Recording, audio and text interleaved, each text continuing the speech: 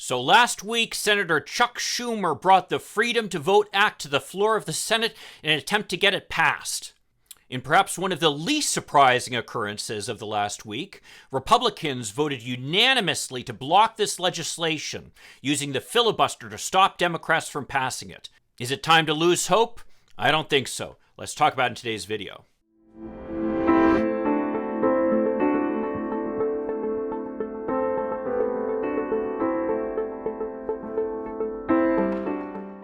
Hi, I'm Mike Greiner. I'm a lifelong Democratic activist who's concerned about the direction our country is taking. If you share my concerns, maybe you could like this video and subscribe to this channel, maybe even click that little bell that will notify you when I post something new. So the Freedom to Vote Act, of course, is the legislation that was negotiated by Senators Joe Manchin, Amy Klobuchar, and Angus King, among others. Amy Klobuchar is, of course, the chair of the committee that's been handling the issue of voting rights and has been a longtime advocate of access to the ballot. Angus King from Maine is actually an independent who happens to caucus with the Democrats, and he gave an impassioned speech on the floor of the Senate the other day, arguing for the need to pass legislation to protect the ballot. And in some respects, most importantly, is Senator Joe Manchin. Joe Manchin, of course, is one of the two problem children the Democrats have in the Senate, who, as moderates, essentially stand in the way of the Democrats passing anything.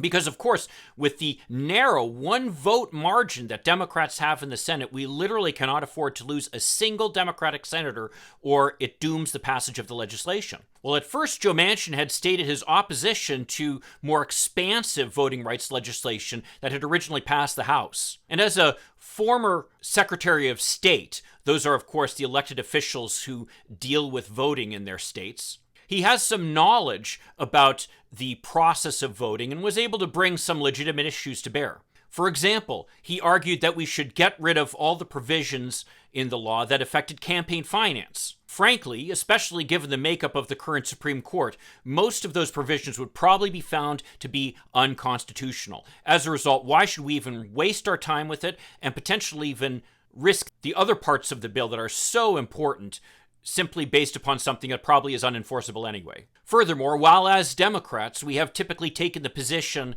that requiring people to show ID to vote is something that is unduly onerous and will have a greater impact on certain minorities than other groups, the reality is it's one of the few restrictions on voting that the vast majority of Americans favor. Given how often Americans need to show their ID to do just about anything, it's hard for them to believe that that's something that should not be required for you to be able to vote.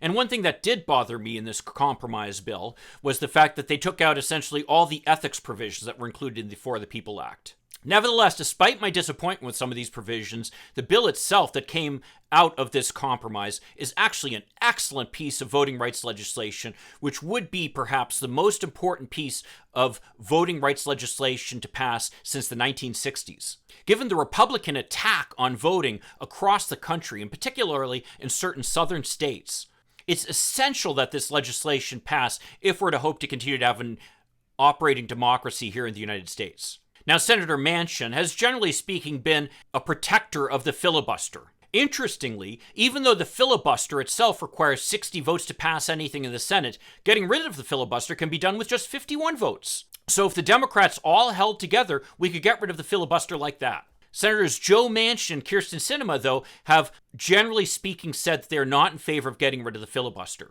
Well, my hope is, with this vote in the Senate, if Democrats don't outright get rid of the filibuster, at least they could perhaps carve an exception into it that would allow them to pass voting rights legislation. After all, the filibuster has been changed many times and could be changed again. Most famously, we can remember the carve-out to the filibuster that Senator Mitch McConnell put in to allow Neil Gorsuch to be appointed to the Supreme Court. Now, Republicans didn't have a problem doing that, but now that the rights of voters across the country is at stake, well, suddenly they're opposed to it. So very easily, the Democrats could carve an exception to the filibuster for this. In fact, as I argued in another video, I believe that's the reason that Mitch McConnell actually backed down on his effort to stop the Democrats from increasing the debt limit. I'll post a link to that video over here.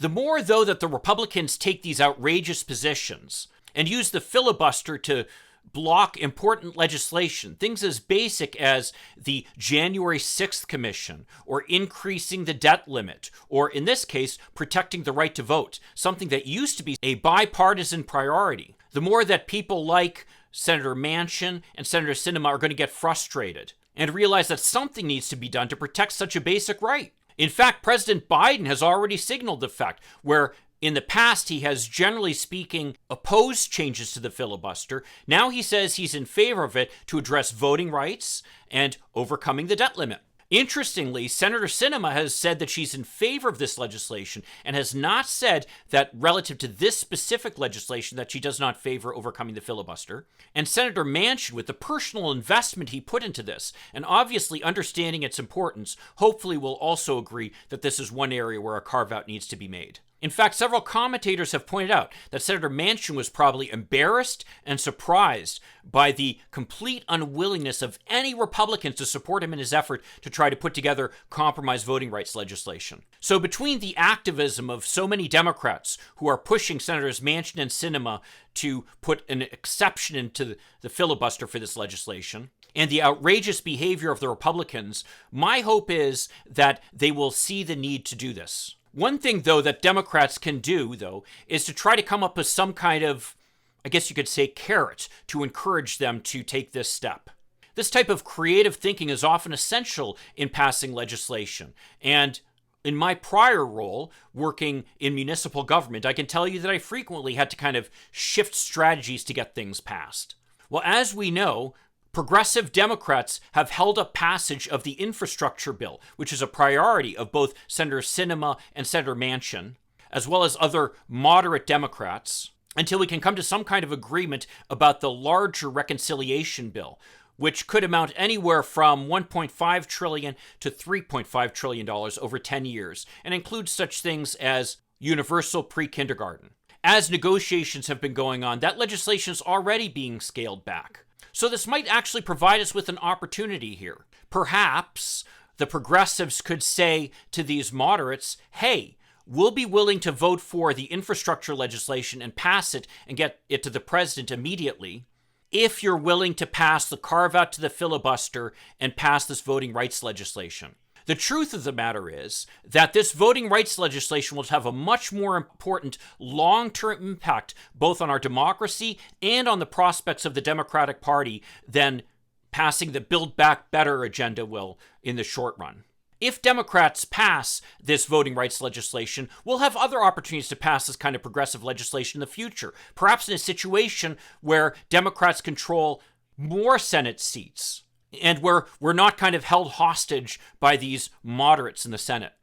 What's more is, given the tightening of the two gubernatorial elections, especially the one in Virginia coming up, passing the infrastructure bill would be something that Democrats can crow about, and will perhaps give Terry McAuliffe the extra boost he needs to get past the finish line in Virginia. As we know, President Biden's declining popularity has hurt him in that race. I'll post a link to that video over here too as well. So to me, that would be a deal worth making. Truthfully, for all Democrats, in my opinion, the priority above almost all else has to be passing this voting rights legislation, because everything else will flow from it. If the Republicans are enabled to steal elections going into the future, which you know they want to do, and which they are setting themselves up to do with the anti-voter rights legislation they're passing in the states, and I'll post a link to that video over here, then nothing else will matter. We won't have the ability to pass a Build Back Better agenda. We won't have the ability to pass universal pre-K or free community college or higher taxes on the wealthy. All those things will become moot points if we don't pass the voting rights legislation. So let's send a message to our elected officials. Pass the voting rights legislation above all else, even if it means that we let the moderates have the infrastructure bill right now. Because without that, we won't have to worry about our democracy much longer anyway. Well, if you agree with me or disagree with me, I'd love to see your comments down below. And if you could leave me a like and maybe subscribe to this channel, that'd be a huge help. I'll see you in the next video. In the meantime, let's hope for continued progress. Thank you.